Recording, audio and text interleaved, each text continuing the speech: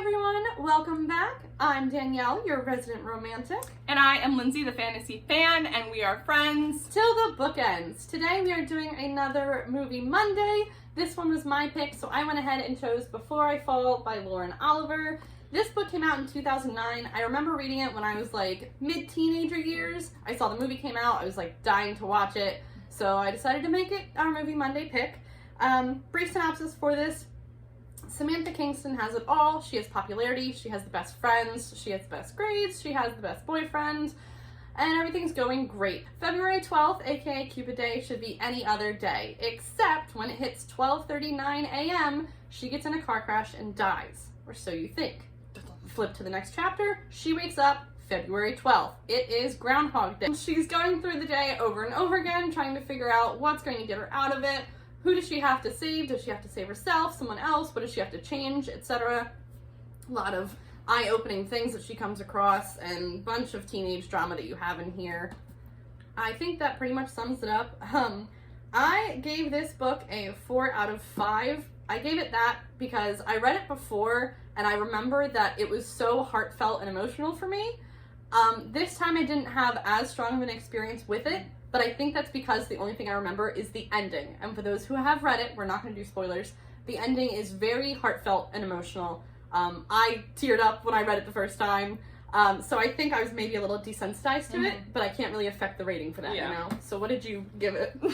She's laughing because I already told her that I DNF'd the book. Danielle knew when she picked this that I probably wasn't going to like it, yes. But I don't think any of us anticipated how much I hated this book. I really didn't anticipate you DNFing it. I knew you would get... I tried. I figured you would get through it and be like, Danielle, what is this piece of crap you made me read? Couldn't even make myself do it. No.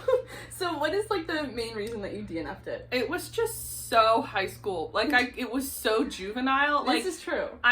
This is like very this is the 2000s, early 2010s like writing in a book form. This is the book that encompasses that entire era. And I'm not saying because I like Twilight. Like, don't get me wrong, I'll read Twilight again. I'll shit on it, but I like it. You know what I mean? Like, I'm like, it's terrible, but I love it. Twilight's kind of quintessential, you know? Yeah, and there are some books where I'm like, shatter me, give me all the trash.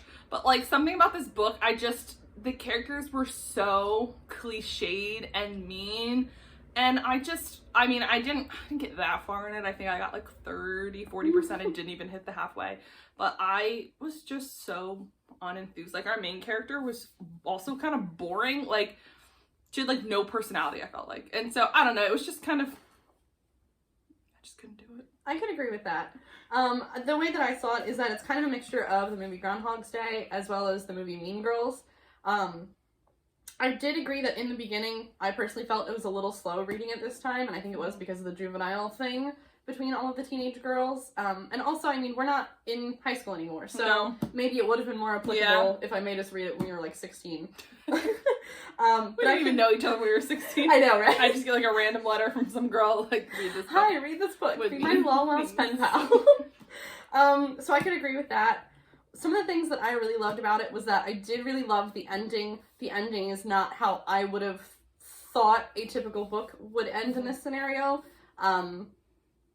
I personally felt it leaves it pretty open-ended, and usually people like to have a well-wrapped-up book. Yeah. I actually, for once, enjoyed that it was open-ended, and I was like, yes, that is how you end it. That is the exact ending. So I really loved that. I thought the juvenileness was a little annoying. Mm-hmm. I did felt that I found some personal growth in it, but also I finished it. So maybe I can't really speak to the ending or growth part. Right, maybe that happens more at the end. I would agree though, in the beginning Samantha is kind of dull.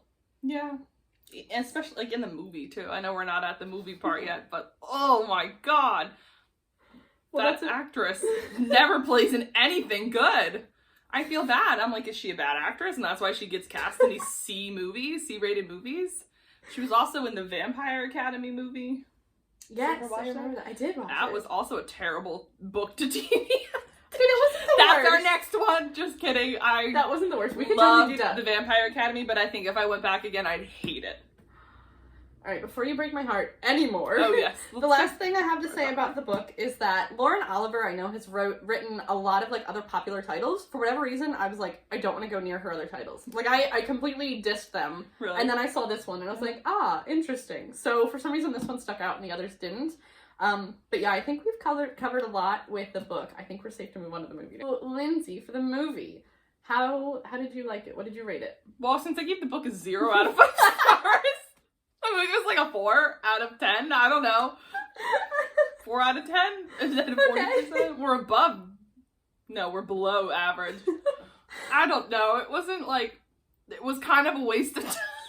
I would not have watched it if not for this video. Like, I think I watched it was only an hour and 30 minutes, so it didn't take me that long to get through it. But at the end, I was like, I've gained nothing from this experience, and it was kind of forgettable. If it makes you feel any better, I did read the book, and yet I'm still going to give it a 4 out of 10 for the movie. Oh, solid! I thought it was not a good adaptation whatsoever. I was, like, annoyingly disappointed, because I really looked forward to it. Yeah. Yeah, like, when you like it, like, I had no stake in the game, because I was like, the book sucked and the movie sucks, so it's whatever. But if you like the book, and the movie's really disappointing, it's kind of like, oh, I was excited to see those things come to life. Right. And it didn't, it died. Things I didn't like about the movie, and I know you briefly mentioned it, is that I thought the casting was really weird. That's really weird. Like, the only one I think they got right was Lindsay and Kent.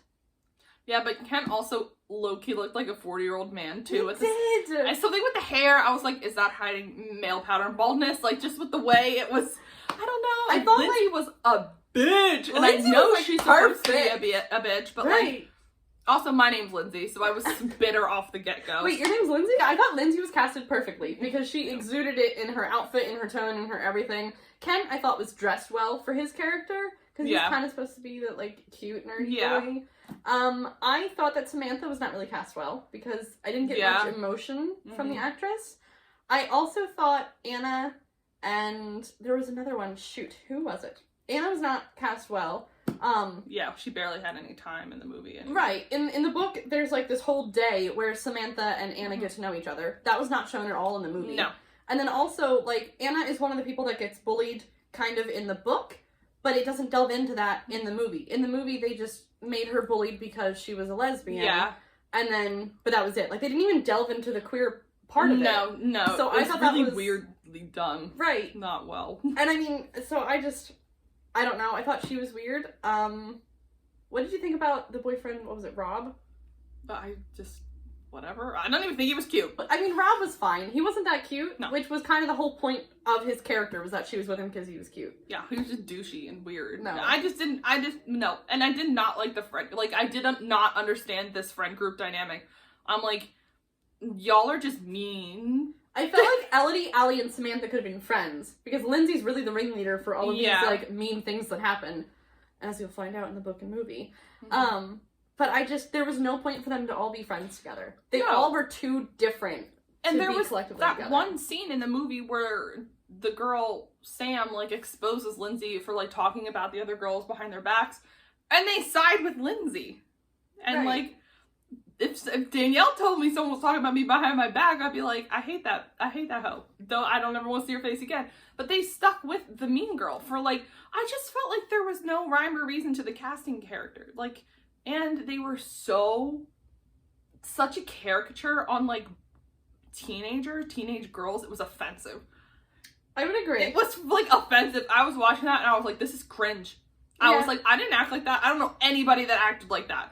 But that's why I think that it really overlaps with Mean Girls, because you've seen Mean Girls, right? Yes, it's very outrageous. Right, and so it's like... It was weird. Like, and the mental health thing, like, I feel like wasn't explored, like, at all. I agree on that. It was not explored at all. I felt like in the book, towards the end, it touched on it a little bit more than the movie did, which is why I personally was disappointed with the movie, because the book itself, when you get to the very end, it's very heartfelt, emotional. I cried at the end.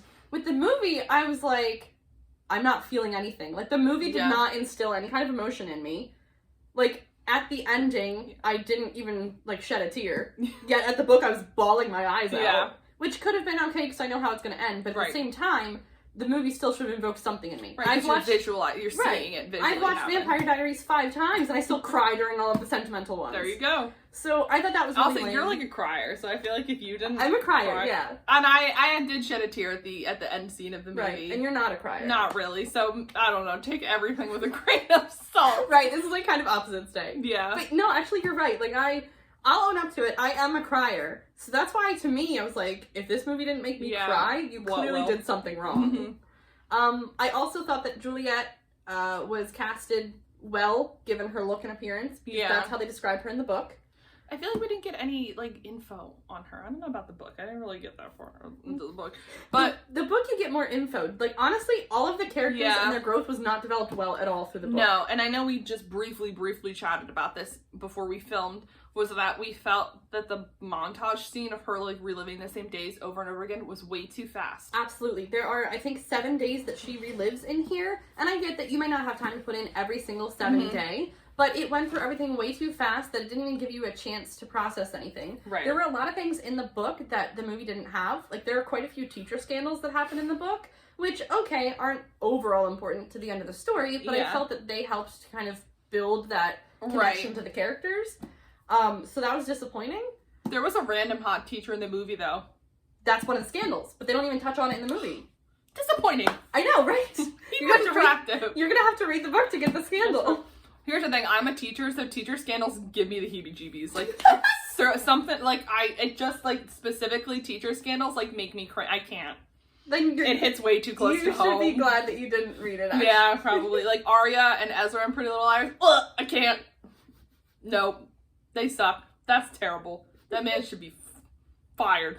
Okay, we're put on a list. Focus which we're trashing on, okay? Right, Don't just start on trash. I can trash Pretty Little Liars forever. Yeah, I just... So overall, the movie to me was lame. I really thought overall it could have been done better. Completely. Yeah. So... I don't have much more to say, folks. Maybe if you like the idea of... If you liked If I Stay by Gail Forman, you might like this book because they're the same. That's something that I discovered because I accidentally read the wrong book first. But if you like this idea of, like, reliving the same day over and over again, and you like YA books, like, you know, give it a go if you haven't yet read it, but skip the movie. Yeah, Is that the consensus? I really would say skip the movie.